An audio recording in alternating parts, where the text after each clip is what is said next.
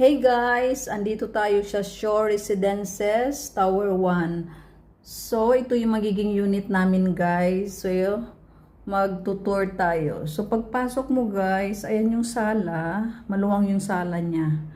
Tapos, dito sa tabi yung kitchen. Ayan, lutuan, ref, oven. Tsaka meron silang table dito.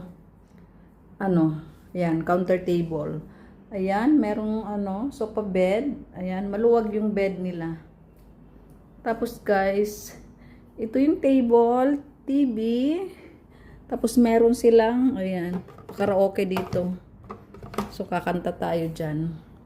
Meron silang extra bed. Tapos meron ding laruan dito guys. Oh, ewan ko kung ano ba yan. Tapos dito, overlooking yung swimming pool nila. Ayan oh, ang lawak ng swimming pool nila. Paikot. Oh, may naliligo pa. Tapos pwede kang mag-walking, pwede kang mag-jogging dyan. Ayan. Tapos, punta naman tayo dito sa room. First room guys is ito.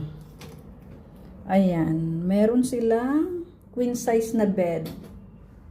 Ayan. Ito yung first room. Tapos yung CR niya dito sa labas. Ayan. Tada!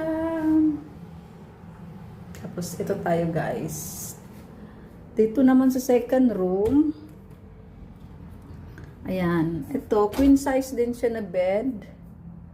Ayan.